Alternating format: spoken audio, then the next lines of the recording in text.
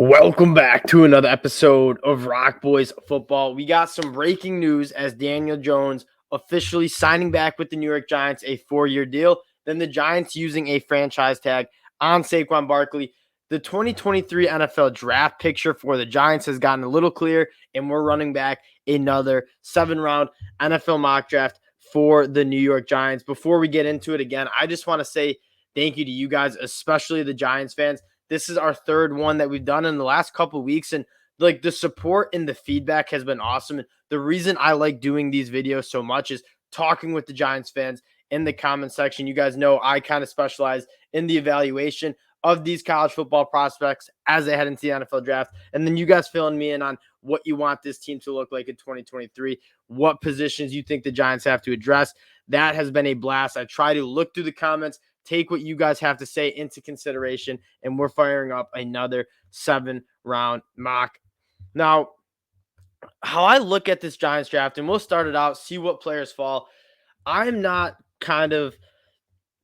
wide receiver is a position that you want to address, and especially investing so much money into Daniel Jones, you want to have talent around Daniel Jones to kind of reach his full potential. Because quite frankly, outside of a guy like Saquon Barkley, Isaiah Hodgins is a guy that I mean, as a Bills fan, like I'm rooting for the Giants. Brian Daboll I loved him in Buffalo. I think they did a phenomenal job drafting in the 2022 NFL draft class. So it's been a fun team to watch.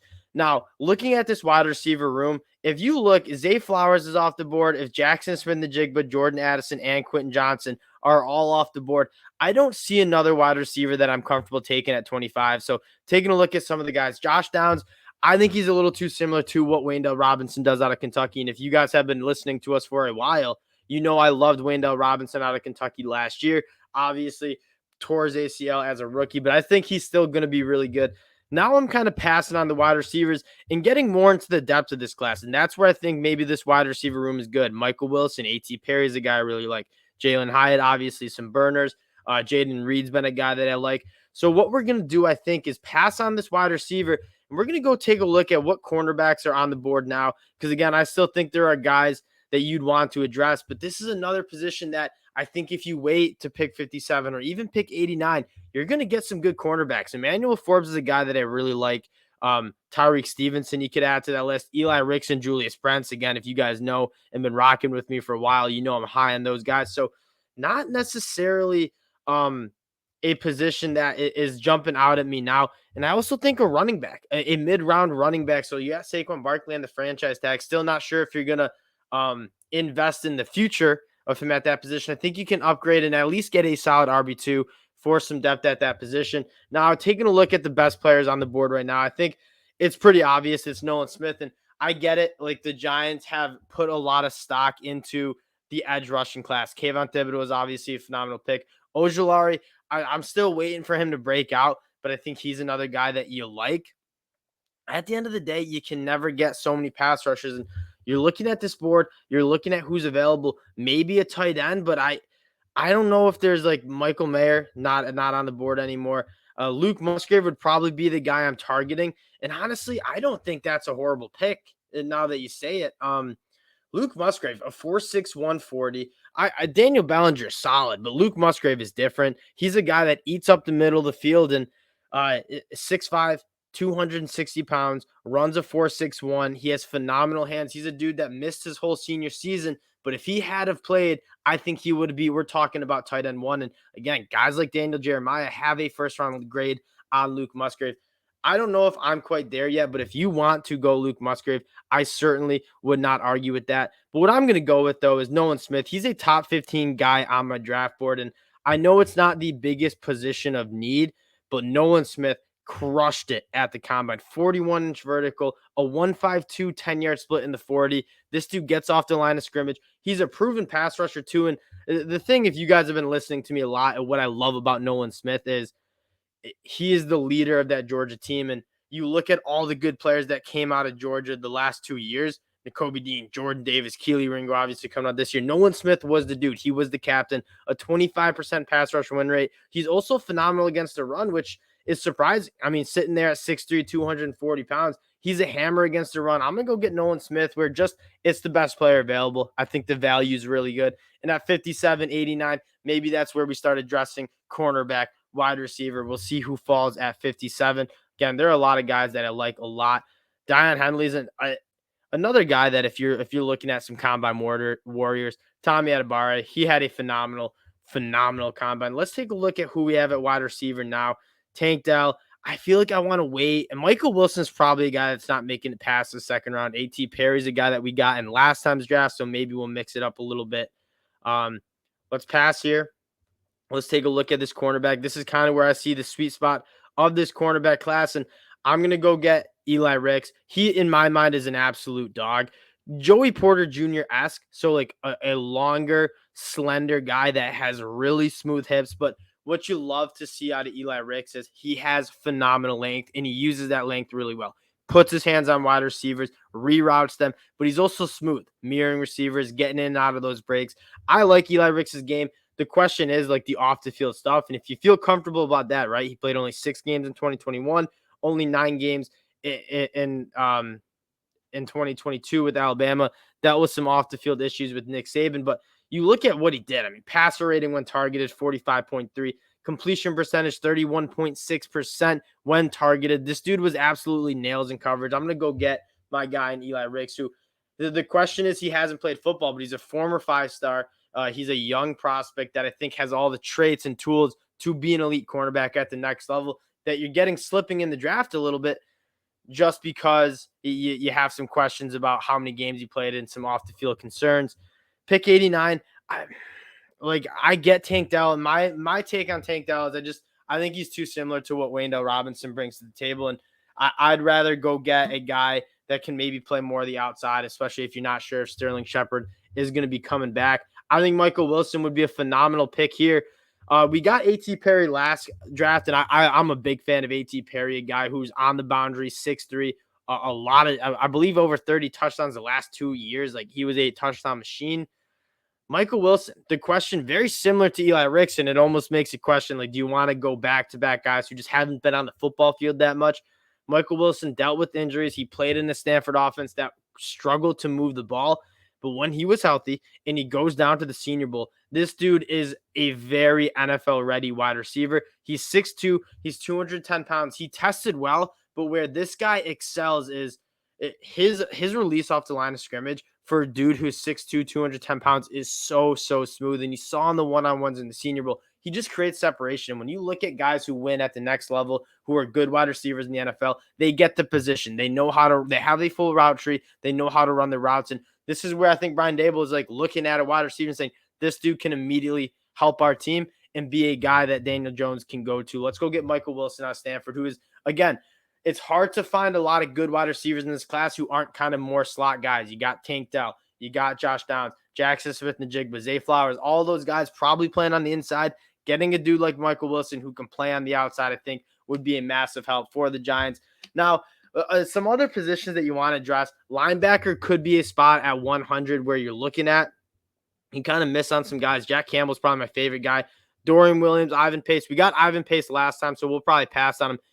Owen Popo we got in the first mock, and a lot of you guys said that they like the bigger linebackers, so I took that into account, got a little bit bigger of a linebacker. Let's take a look at the interior offensive line here. Andrew Voorhees, which he's an interesting prospect, was a top 75 dude on my board. Tore his ACL during combine workouts, got on the bench press, 34 reps at 225 with one leg. His other leg was in a cast. That was extremely impressive. I'm probably going Olu Oluwatimi if I had to. I'm taking a look at how the Giants stack up on this interior offensive line. We got John Michael Schmitz last time. I really liked that pick. John Feliciano, he's I think toast. Wyatt Davis on the inside, Benny Bredesen. I think you go. Actually, let's flip it up. Let's take a look at this running back group. I said we want to adjust the running back room, and there are a lot of guys in this area that I feel really good about. Chase Brown, one of my favorites, Zach Evans as well, and Eric Gray. I'd probably lean Eric Gray here. It's a little early, I feel like, for a dude like Eric Gray, although maybe not. I like Moro Jomo too. All right, I think we're gonna go best player available here, and I have Moro Jomo. Morojomo tested extremely well from Texas. He's another guy that I think is going to be a top 75 pick. Really good PFF grade, and he's an interesting prospect. I mean, he lined up outside the tackle, lined up over the tackle. Primarily was kind of that three tech kind of dude, and phenomenal in the run game. He's a little undersized, which is again similar to Nolan Smith. Undersized, but extremely good against the run. And he's a dude that you can be. He's very versatile. You can play him at three tech. You probably can play him at edge. He put on some weight. I believe he weighed in the combine at 290. He can win as a pass rusher on the inside, and that is something rare. And I get it. The Giants have a good defensive line, but when you look at how do you want to improve a defense, I think you're looking at getting guys who can impact the passer. It's a passing league. Go get a guy like Moro Jomo, who's a good run defender, but also can provide some big time juice in the pass rush from the inside. And that is rare when you look at some of those defensive tackles that are in the NFL right now.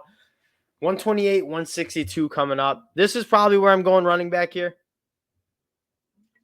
Dwayne McBride's still on the board. My biggest question mark about Dwayne McBride playing in a non-Power 5 conference, in a relatively weak conference, it's absolutely awesome. I mean, averaging 7.3 yards per carry, 4.6 yards after contact. Like, this dude as a pure ball carrier is very, very good. But I think there's some other running backs that I think I like a little bit more, in the sense that I think they're all around guys. And the guy I like the most here is Eric Gray from Oklahoma.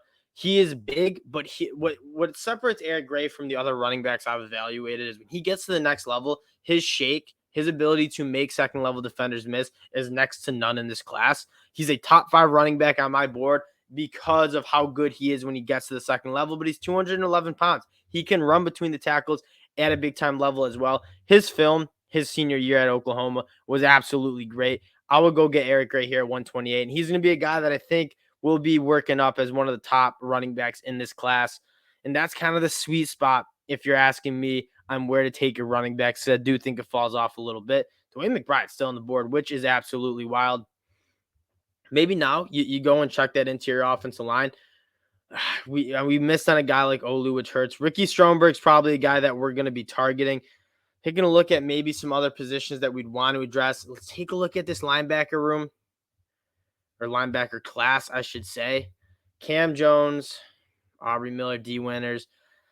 This is probably, if I had one like do again here, it'd probably be addressing that linebacker room a little bit earlier. Like, there are some positions that I think we could have waited on. Maybe look at this tight end position, then we'll just go best available. Ja'Cory Bennett I really like as well. Davis Allen at tight end. Okay, I'll mix it up and go. Let's double up on wide receivers here. Bryce Ford Wheaton, he's another guy. You take a look at how big he is. 6'3", 225 pounds, a 4'3", 840. This dude absolutely burns. What he brings to the table here is he stretches the field. He's got great speed, but what even better I think he brings to the table is he plays above the rim at extremely high level. He's a big receiver who's physical at the catch point, and then when he ran that 40 of a sub 4.4, I was extremely impressed, because when you watch the film, he seems to be more of a guy who uses his physicality to win as opposed to his speed and burst. Jumped 40 inches vertically, ran a 4.38. Sign me up for Bryce Ford Wheaton, who has the physicality to go up and win those 50-50 balls, but he'll also just run right by smaller cornerbacks as well. Give me Bryce Ford Wheaton here at 162. And that wide receiver room needed work. I think we got a lot better at that wide receiver room. Wendell Robinson, Michael Wilson, Bryce Ford Wheaton. That seems to be a nice young wide receiver group that we can really attack with. Pick 209 coming up. And this is why I love doing the Giants. So many picks. I just signed Ricky Stromberg. That's where we wanted him. That makes a lot of sense. I think he should be higher on boards. He started for Arkansas for an extremely long time. He's, to me, is a plug-and-play center. Like, you draft him, I think he's starting right away. A veteran dude from Arkansas. They put out a lot of good offensive linemen to the league. This is where we got to go linebacker here. And we kind of missed the sweet spot for linebackers, but there's still some good linebackers that are still on the board. I think I go D Winters if you had to ask me who my favorite linebacker is that's left on the board. And this is probably where you want him, because there's a drop-off here. D Winters, he was someone I loved for TCU coming into the season. Kind of a linebacker that's going all over the field. He can stretch, he can play. When you look at modern NFL linebackers, you want guys who can go sideline to sideline, who can play in space. D Winters is that guy. Let's go get him at pick 218. And he's going to be a dude that produces on special teams as well. And if this is how the draft works out for the Giants, I wouldn't be surprised if they go address in free agency that linebacker room too.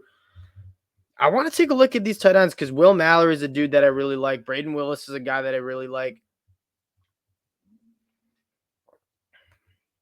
And I also wouldn't mind just looking at offensive tackles who are kind of swing guys, can play on the inside. Nick Salvadori would be a great pick here, I believe. Probably pass on that. We got Ricky Stromberg. Any other just some depth on the inside? Alex Forsyth, Anthony Bradford. Probably passing on that group. Will Mallory, he's a dude that I like a lot.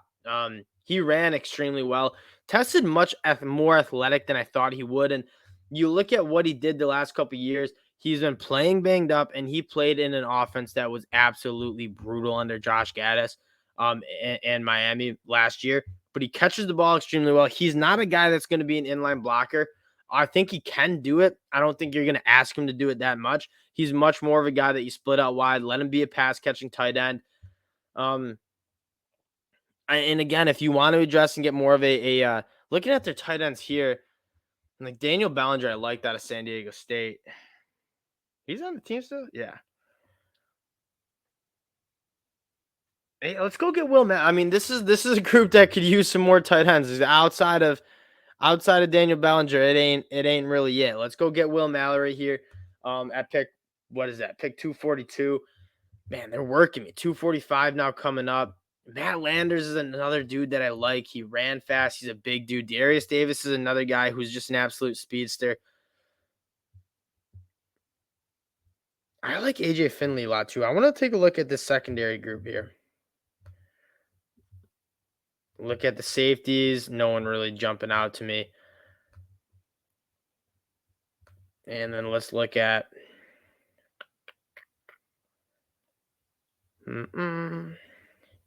yeah, let's go get AJ Finley from Ole Miss. He's a guy with 6'3". He can play in the box. He's another guy that's probably just going to be a special teamer right now, but I think he has some athleticism to play and be a starter in the future. But you're not looking at him starting right now. And then let's go get one of my favorite guys in the draft, Matt Landers. You're really loading up on these wide receivers, but I think all these wide receivers have some serious floor or ceiling. So he's a transfer from Toledo, played in 2021, 25.7 yards per catch, and then goes to the SEC with Arkansas, 20 yards per catch. He was their leading receiver, at Arkansas. I think he's a guy that's a big play threat that you want to hit some explosive plays. You want to score some touchdowns, 40 plus yards. Matt Landers is a guy that could potentially do that for the New York Giants. So we trust that wide receiver room in a big way. But I think we got 4 pass catchers, maybe even 5. But the Giants have a lot of picks. Nolan Smith, that was the best player available. Not necessarily a need for the New York Giants, but he's a damn good player who's a damn good locker room guy. Eli Ricks, PFF's not as high in Eli Ricks as I am. I love me some Eli Ricks. I think Michael Wilson is probably the best pick of this draft. And if he does fall to 89 because people are concerned about the injuries, go up and get him. He's a really good ball player. Moro Jomo, another guy that I'm just higher on. Eli Ricks, Moro Jomo, Eric Gray, guys that I'm just higher on than the consensus. Bryce Ford Wheaton, Ricky Stromberg, 2 really good picks. D Winters, Will Mallory with the A+. Let's get it. And then Matt Landers, overall B grade. A lot of picks, and it's kind of I like how this draft played out because you addressed some positions of need, but you also got some good value. And that'll do it for New York Giants 2023 NFL mock draft. Again, Giants fans, let me know in the comment section how you guys think I did, and we'll probably be running back one more before it is draft night. Appreciate the support you guys are showing, and we'll talk to y'all later.